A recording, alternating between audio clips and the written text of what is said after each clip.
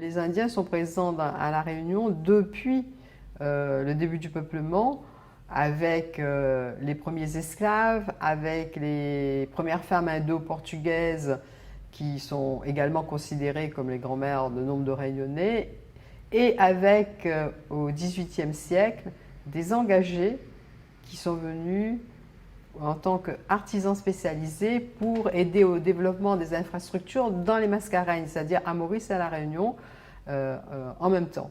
C'est essentiellement sous les gouverneurs Dumas et Labourdonnais qu'on voit débarquer ces Indiens qui sont recrutés à Pondichéry sous un contrat d'engagement, c'est-à-dire avec un salaire bien précis, une durée de 3 ans, logés, nourris, le contrat classique et l'autorisation bien sûr de pratiquer leur religion, qui vont venir ici pour compléter l'effectif d'ouvriers européens qui est alors insuffisant. Donc ce sont des maçons, des artisans, des potiers, ce sont des spécialistes par exemple de l'argamase. Ces gens-là, majoritairement, vont repartir en Inde. Certains restent ici, on est au XVIIIe siècle, et s'installent dans l'île, à Saint-Denis, dans la partie nord-est de Saint-Denis, aux limites de la ville, dans ce qu'on appelait à l'époque le camp des Malabars. Puisque le nom qui est donné à ces premiers Indiens, ce sont les Malabars. Et c'est le nom qui va rester pour désigner l'ensemble des Indiens à La Réunion, généralement hindouistes. En 1828, officiellement arrivent les premiers engagés du sucre, puisque c'est ce qui est le moteur d'arrivée des engagés du XIXe siècle, c'est le développement de la culture de la canne à sucre et de l'industrie sucrière. Ces premiers engagés du sucre, qui arrivent en 1828, sont des Indiens recrutés à Yanaon. Ce sont des Télégoûts.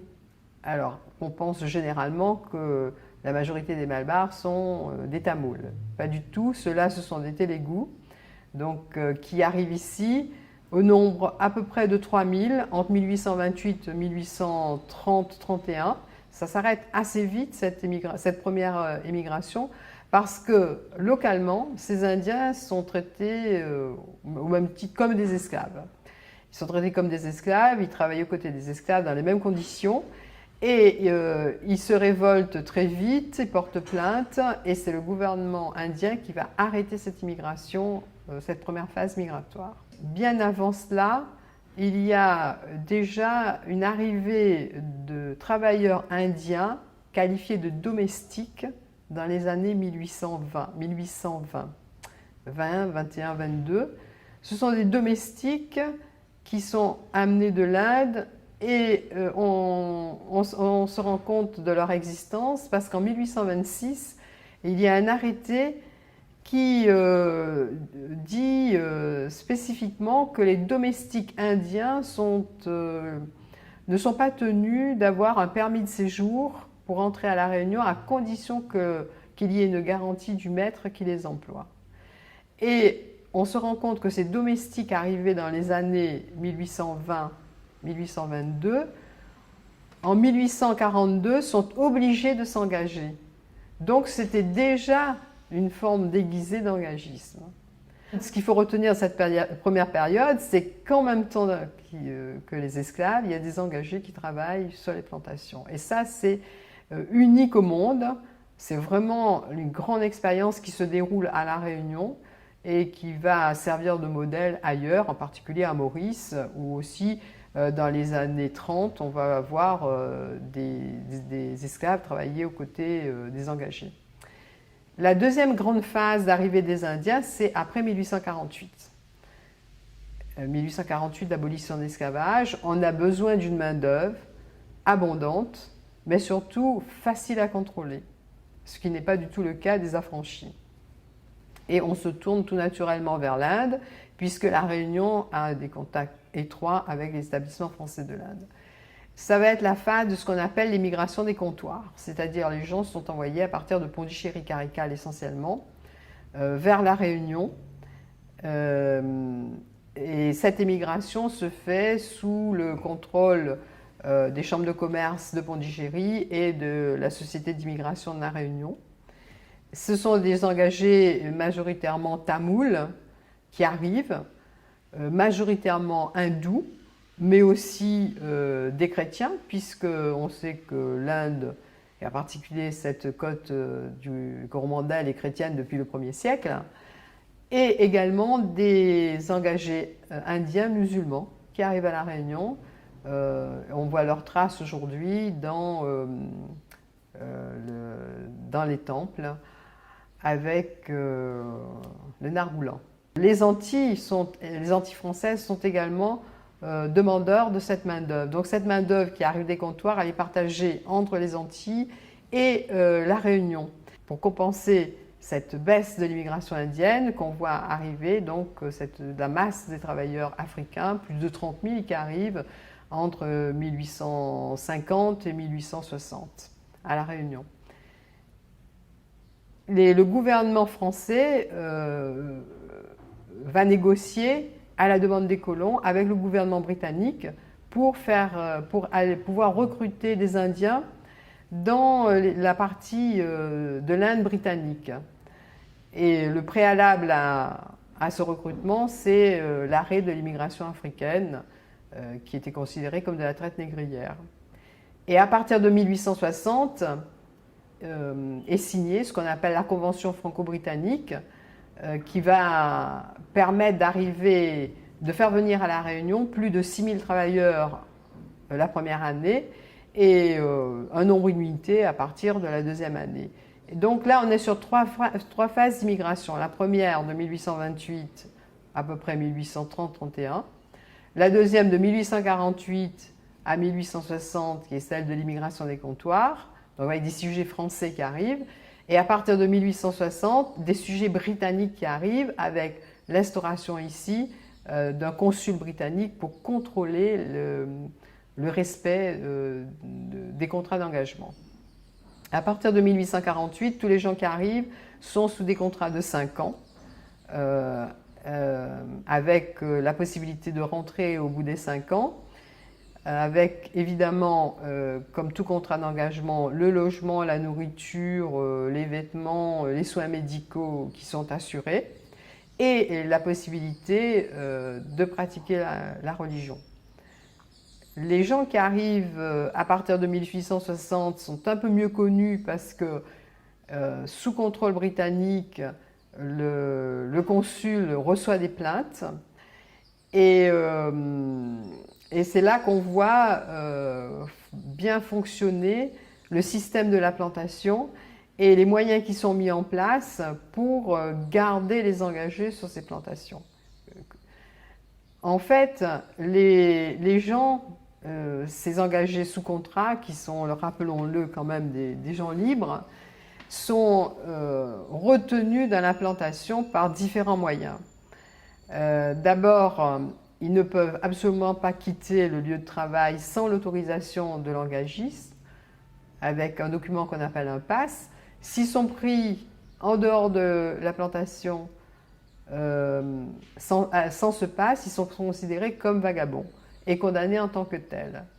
Ces condamnations sont ensuite transformées à la fin du contrat en journée de travail gratuit, donc qui rallonge d'autant le temps du contrat. Les engagés sont donc, comme je l'ai dit, nourris. La nourriture est comprise dans le contrat, mais la nourriture qui est comprise dans le contrat, c'est le riz, les grains, essentiellement la base de la nourriture, et tout ce qu'ils veulent en plus, ils doivent se le procurer à la boutique de l'établissement ou le produire eux-mêmes. Et donc, ce qu'on voit, c'est que les dettes on voit s'accumuler des dettes à la boutique de l'établissement, qui leur vend particulièrement de l'alcool. Alors ça, les enquêtes qui ont lieu dans les années 1877 sur la situation des Indiens sujets britanniques montrent bien l'utilisation de l'alcool volontaire pour affaiblir les gens et les garder sous contrôle. Ces dettes à la boutique font que ces engagés touchent très peu de l'argent qui leur est dû quand ils sont payés. Parce que bien souvent, les propriétaires ne paient pas mois par mois les engagés, mais paient tous les 2 mois, tous les 3 mois, généralement le dimanche d'ailleurs. Comme ça leur permet de gagner aussi des journées sur le temps de travail. Tout est fait pour maintenir les engagés sur l'établissement et surtout pour éviter qu'au bout des 5 ans, ils ne repartent. Et donc, à La Réunion, c'est assez caractéristique de voir que le système de réengagement se fait en avant, ce qui est interdit, c'est-à-dire normalement, l'engagé, au bout de 5 ans, choisit soit de rentrer dans son pays, soit de se réengager, mais les rapports montrent bien que les propriétaires utilisent de moyens pour que l'engagement se fasse avant, de façon anticipée, de façon à continuer l'engagement sans rupture. Alors pour cela, on utilise évidemment le système de dette qui permet de forcer pour le réengagement. On utilise aussi l'absence de femmes. L'engagisme fait venir dans l'île une majorité d'hommes, parce que les engagistes ont besoin d'une main-d'œuvre masculine. Ce sont les travaux des champs, des travaux de force, et donc la main-d'œuvre féminine les intéresse peu. Contrairement à Maurice, où on a mis en place une organisation pour faire venir les familles, pour faire venir des femmes.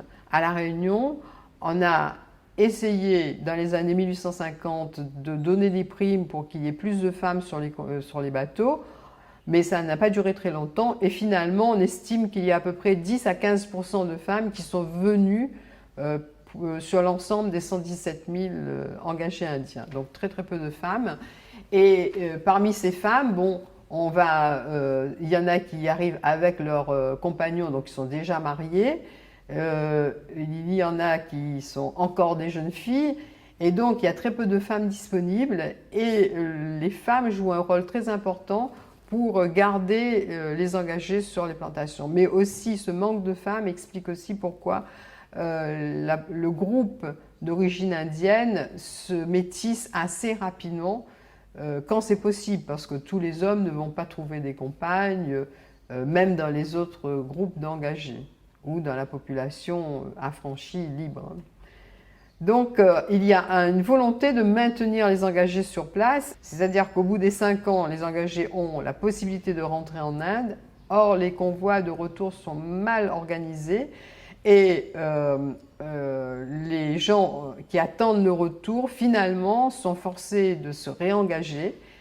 Les rapports que le consul britannique demande en 1877 montre que dans l'île, il y a des engagés qui sont arrivés depuis 1860 et qui sont encore là à attendre, qui voudraient repartir mais qui ne peuvent pas parce qu'il n'y a pas de bateau pour le retour. Et ça, c'est très intéressant parce que ça concerne surtout les gens qui arrivent de Calcutta. Effectivement, dans la dernière phase de l'engagisme, c'est-à-dire à partir de 1860, les premiers, on va recruter non plus dans le sud de l'Inde, mais dans le nord de l'Inde, à partir du port de Calcutta. Et on va avoir arrivé ici des gens qui sont dits des Calcutta ou des Bengalis, environ 10 000, qui vont débarquer à La Réunion. Et parce que Calcutta, c'est le grand port de recrutement pour toutes les colonies britanniques.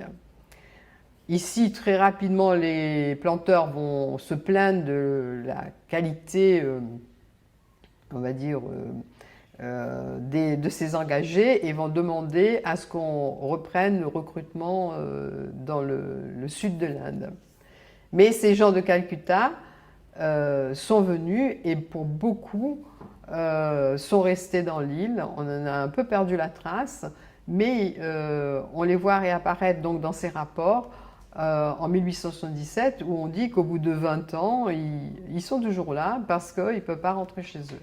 Et effectivement, quand les convois de retour sont organisés, Bien souvent, cette fois-ci, les plaintes arrivent de l'Inde parce que la colonie de la Réunion renvoie des gens qui sont en mauvais état, donc des vieillards, des gens sont invalides, en tout cas très peu de gens avec très peu d'argent, contrairement aux colonies britanniques, et surtout les renvoie sur les ports de départ, c'est-à-dire Madras, Pondichéry, Caraïcal, sans se préoccuper, ou Yanaon, sans se préoccuper de les acheminer dans les villages d'origine. Donc là, le système de retour est très mal organisé.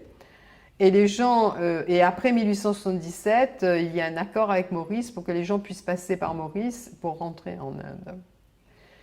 L'ensemble de cette population qui est venue ici, c'est qu'on estime qu'il y a à peu près 25% des engagés indiens qui sont morts dans l'île, certains très rapidement d'ailleurs, parce que les travaux sont difficiles. Et il ne faut pas oublier que si les gens subissent un contrôle sanitaire au départ pour vérifier leur aptitude physique, ce sont des gens qui quittent l'Inde suite à des difficultés économiques et souvent suite à des catastrophes naturelles ou aux famines. Donc ce sont des gens qui sont déjà affaiblis, qui arrivent ici et qui subissent des travaux très durs. Donc à peu près un quart qui sont morts. On estime qu'il y a à peu près un quart des engagés qui sont repartis en Inde et une petite moitié qui est restée ici, soit par obligation, soit volontairement. À ceux qui sont restés, c'est aussi poser la question des enfants et des familles qu'ils ont pu fonder et qui ne pouvaient plus de toute façon ramener en Inde, puisque ici le manque de femmes, non seulement a provoqué le métissage du groupe indien, mais aussi la disparition du système de caste. C'est-à-dire qu'on se marie entre Indiens, mais on n'a pas le choix d'aller chercher des gens du même village, de la même caste, etc. On se marie d'abord entre Indiens. Donc ça, et sans tenir compte non plus des divergences religieuses. On se marie entre Vishnouites, Shivaïtes, et tout ça fait que ces gens-là, à un moment donné, ne peuvent plus choisir de rentrer chez eux, puisqu'ils ont créé ici quelque chose qu'ils ne peuvent pas ramener chez eux. Ou s'ils partent, ils partent sans leur famille. Suite à la commission d'enquête Mio-Goldsmith donc de 1877, le gouvernement britannique demande un certain nombre de modifications, en plus du respect des contrats. En particulier, demande à ce que le consul britannique ait l'autorisation d'aller visiter lui-même les établissements et les habitations sucrières, ce que refusent totalement les colons parce qu'ils estiment que c'est l'ingérence d'une puissance étrangère. Donc, à partir de là, à partir de ce refus qui va être permanent jusqu'à la fin de l'engagisme, même si les contrats sont modifiés, sont raccourcis, les conditions sont améliorées, l'immigration indienne ne va jamais reprendre vers la Réunion.